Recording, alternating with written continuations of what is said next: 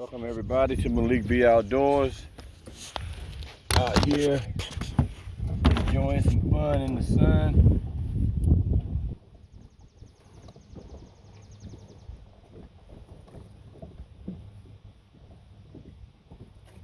Just did a video for about 30 minutes and had the camera turned on backwards. Good thing I ain't had no action. I just had my first strike. Again, that was a good one. There he is. I was over there, I wasn't getting anything, so I just decided to move and see what we do when we come down here. Nice shell cracker.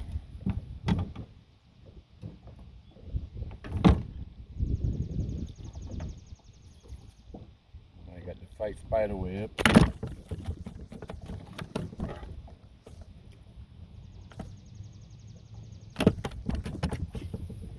See how good the action is coming off this bank.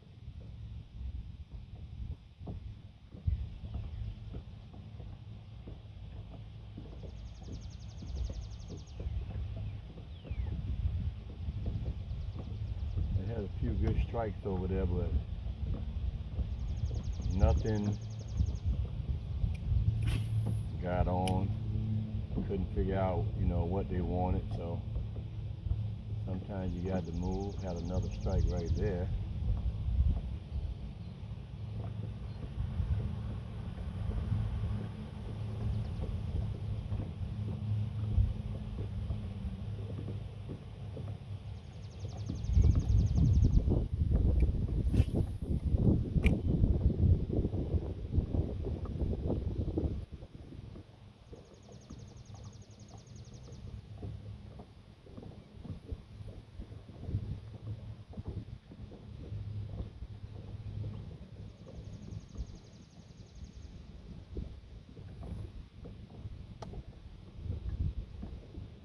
Tried fishing in the deep water, no action. He knocked the tail up on this one, so that limits my strikes. Back out. Tony Quan, cousin, you better go out there and get you some of these CB sliders. You see they work better than them worms.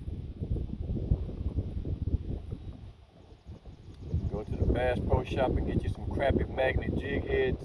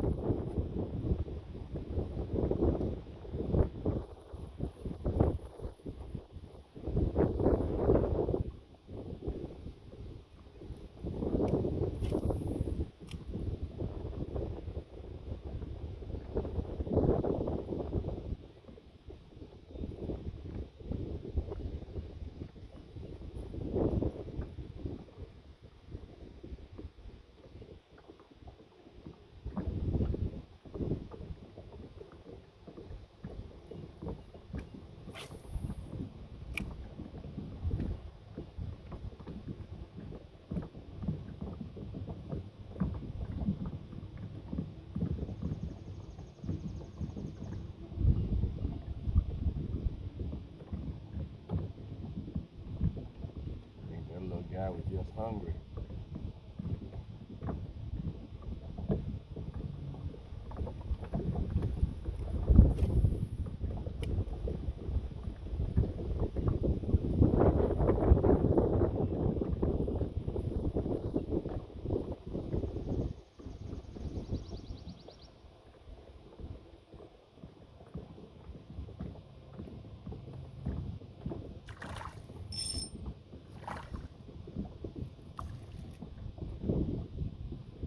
On this episode of B.Outdoors,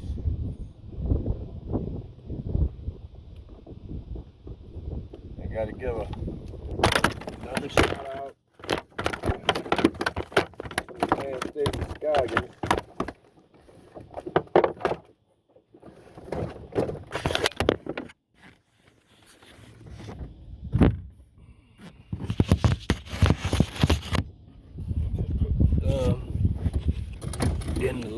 But I know that ain't gonna be good.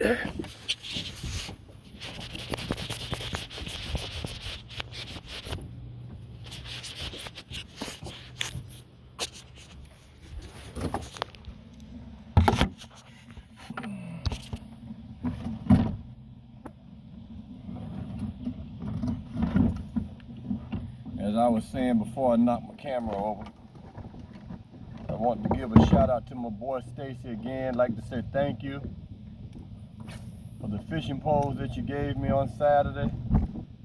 Much appreciated. Have already used the bait caster. Caught some bass on it when my cousin and I came out here on Sunday.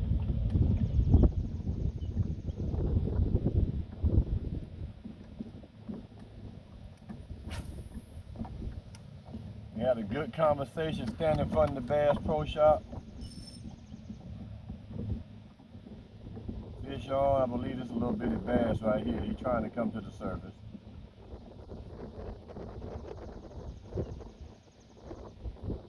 Reminisce, went back to the old days, just kicked it, you know, good old homeboys do.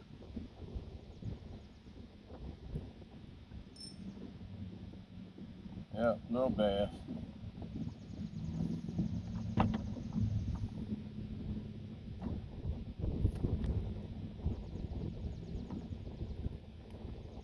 The guy who owns this pond to tell me to keep these, but I put them back.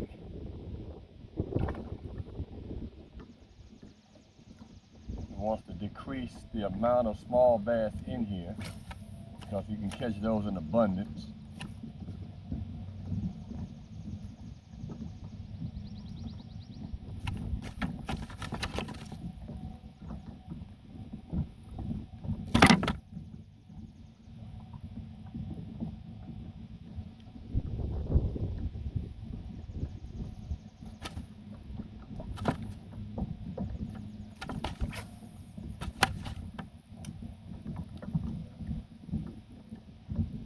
Tony Quan, we got to hook up again, man.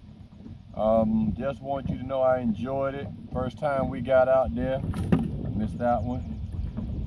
But we turned it into a great day. Fishing. Old fat black brim right there.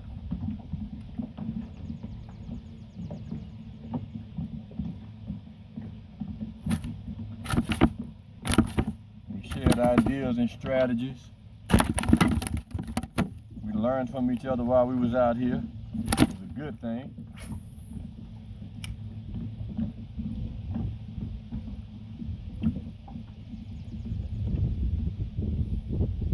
I was telling him I want to do a segment where maybe I can bring some kids fishing. This would be the perfect location. You know, I was going to charge you, yes, and I can't do it for free because of my time.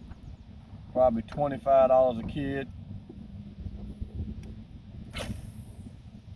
Bring them out here probably early in the morning or late in the evening.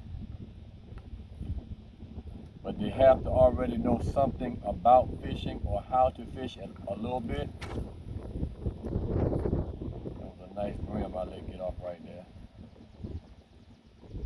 Didn't let him get off, but he got off. If you think you're interested in something like that, hit me up, leave it in the comments. I would like them to be at least, I said 7 to 12. Get them a fishing pole that they know how to use. I'll bring them out here, let them fish, you know, for maybe 4 hours.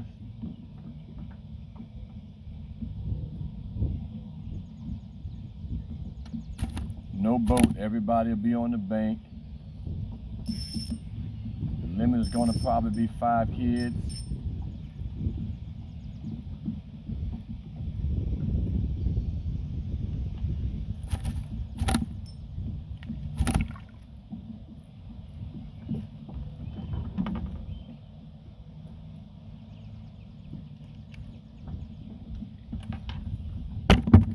watch and keep my eye on them. Won't let nothing happen to them. Nobody will be on the boat. The boat won't even be out here.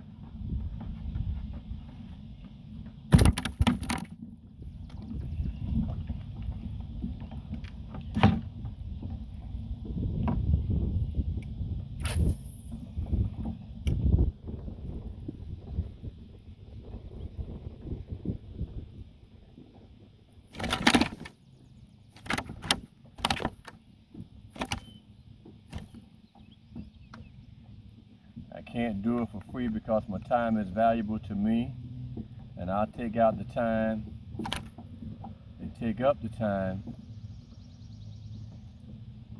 to teach your kids something, you know, that can later on down the line keep them out of trouble, keep them intrigued and doing something that's significant and interesting to them, as opposed to ripping and running, you know, doing things that they shouldn't do. Get them out the house from playing the PlayStation. Kids need to be outside, people. PlayStation, cell phone is not your answer.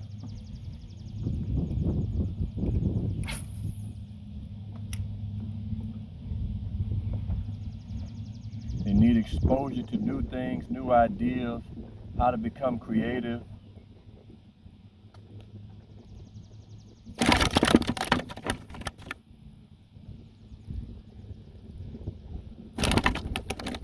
Like I said, if it's something you're interested in, leave your questions, your comments. When you subscribe to Malik B.Outdoors,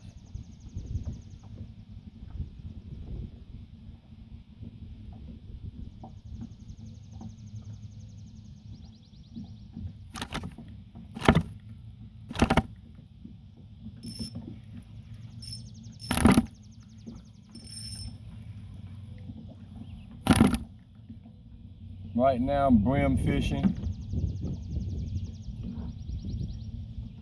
because I have a lot of people who tell me they want to do a fish fry. They'll take all the fish that I can bring them, and y'all know I will give you fish.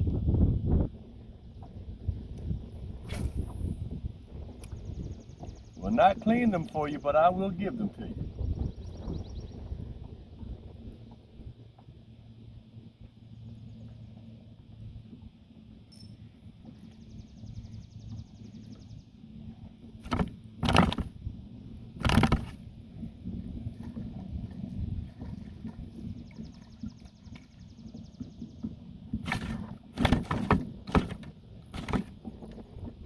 I hope my camera view is giving y'all the proper angle. You can see what I'm doing.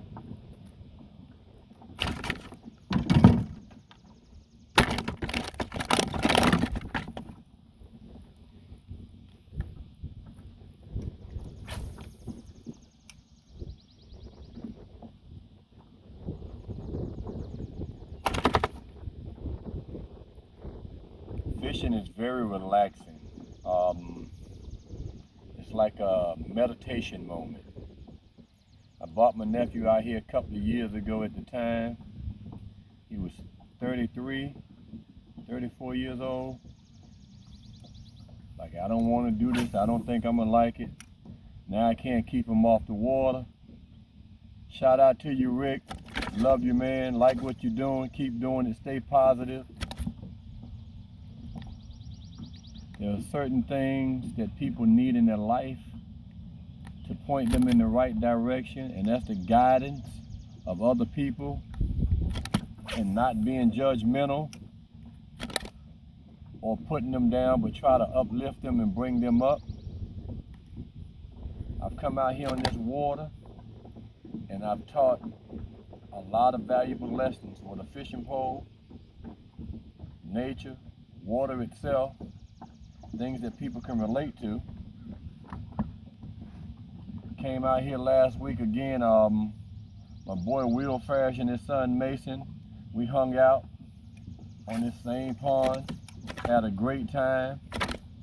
Just to see the excitement on that kid's face was a value to me. I felt like I made a difference. You know, I gave him some pointers that later on his dad can reiterate, focus on when they go back out there.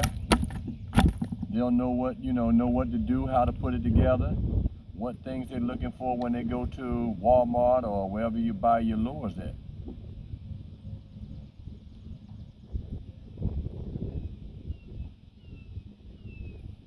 I'm nobody famous, I'm just your ordinary city boy turned country. Fell in love with the outdoor life. And then again, like I tell you, I always give props to my wife for the simple fact that she inspires me to do what I love doing, and she knows this is what I love doing.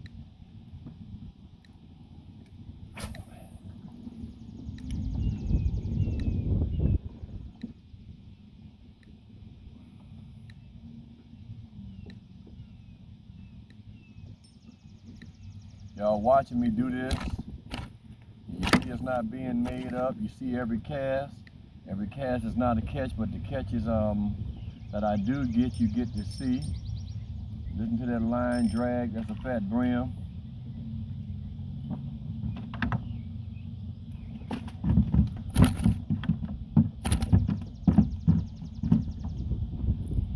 He shook off into the boat. We got him.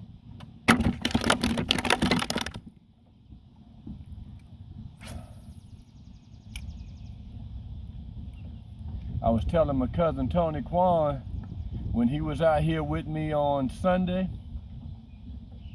he asked me, did I bait fish?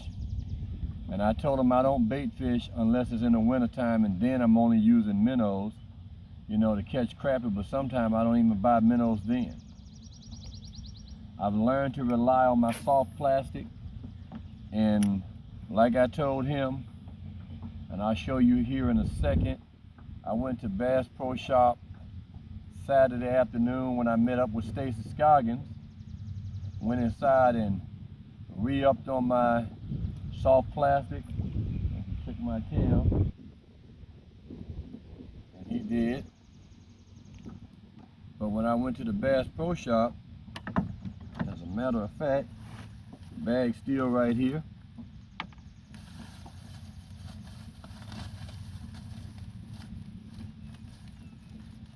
I went and bought what I was telling you guys that I like to use. This is that Yum. It's called a Dinger, but it mimics the Senko, and I bought it in the 4-inch.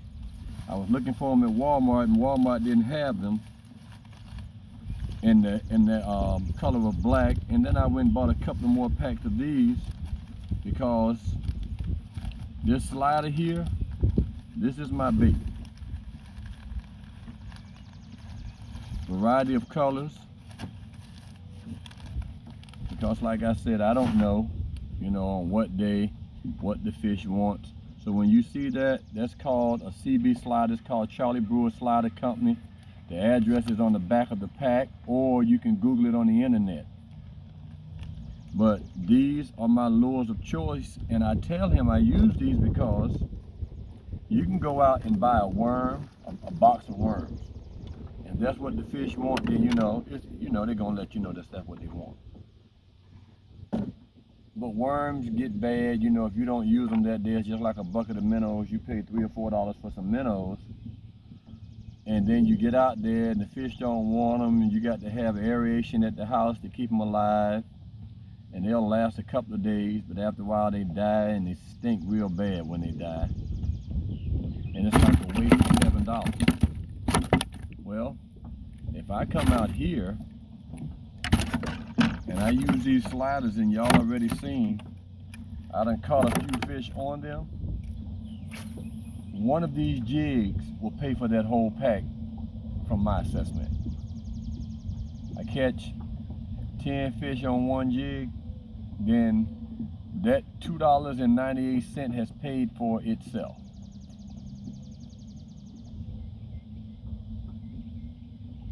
It's made me my money back versus me buying a couple of worms,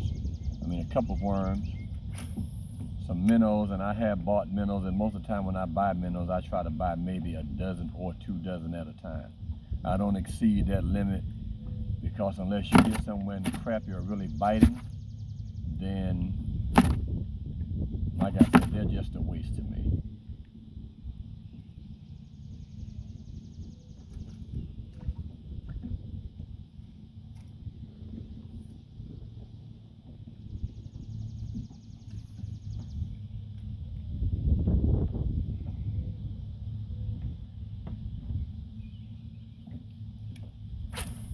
I was telling Tony Kwan on Sunday, I switched to this crappie magnet over the regular leg head jig style with the round head on it based on the size of the hook.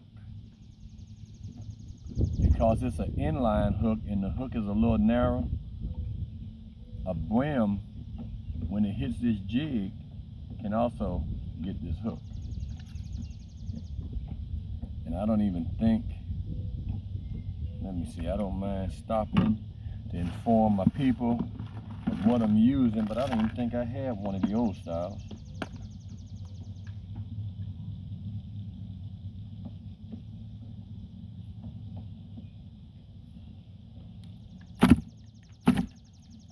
Yes, I do.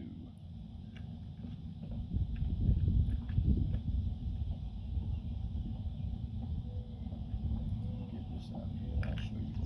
Let me get this out and I'll show y'all what I'm talking about. And then a lot of you will understand it.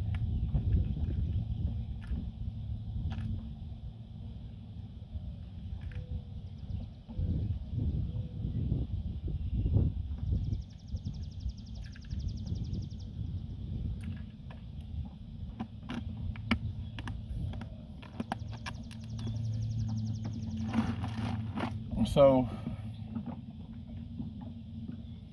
this hook here is the crappie magnet. Like I said, it's inline, it's straight, 3/4 ounce or 1/4 ounce. And this one here is your lead head. It's round. The lead head is not the problem, the hook is the problem. If you see how wide that base is, most of the time because the brim has a smaller mouth, when it sucks up your jig, it's got to open its mouth really wide to get to that. But with this one, and you can see that, if it sucks up the jig and grabs it by the tail, the hook automatically goes in the mouth, as to where this one, he has to try to get it and turn it in. So I've deviated from using the round lead head to the crappie magnet. When you go in the Bass Pro Shop, go down the crappie aisle, and it's all the way to the end, to the back of the store on the left hand side. 25 for $7, you can't go wrong. You can find them in Walmart in 2-pack, but a 2-pack is going to cost you almost $3. So take a trip, save some money, invest in your tackle.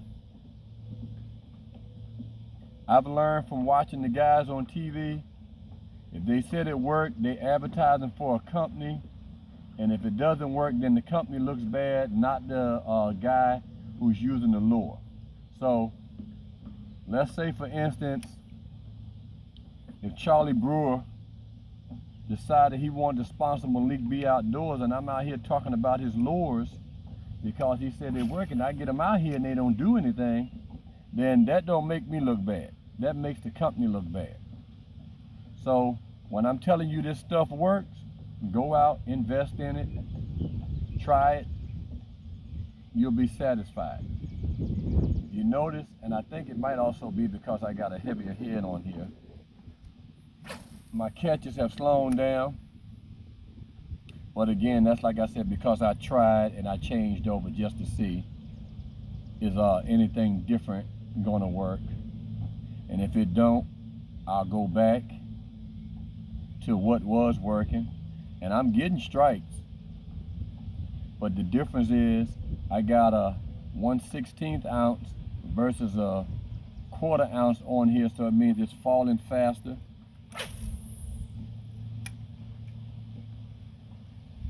Where the other one was like on a slower fall, so the fish can catch up to it a little bit quicker. So it's trial and error. Strike there.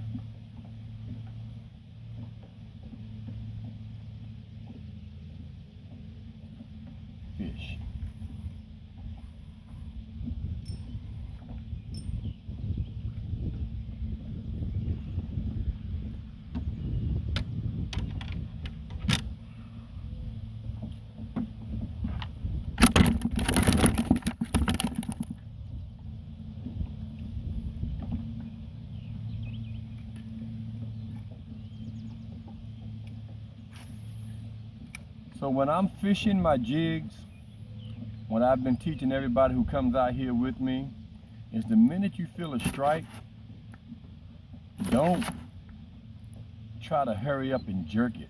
When you do that, you take it out of the fish's strike zone. If you let that thing fall, or as you start to retrieve and the fish starts to hit, just let them have it. He's just trying to catch up to it because it's moving.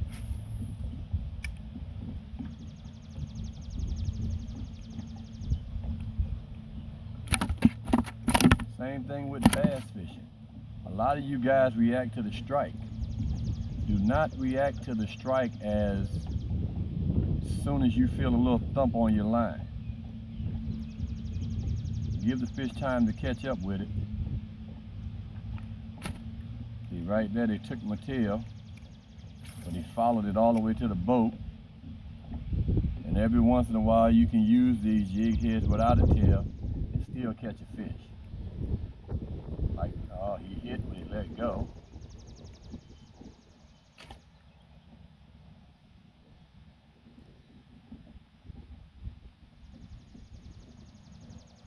Let's try that again. No tail.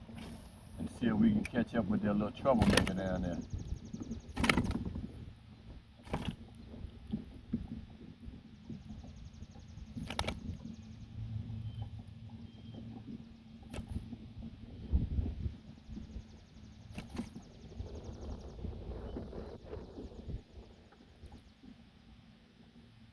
So he got that tail. You notice I rigged up one a minute ago.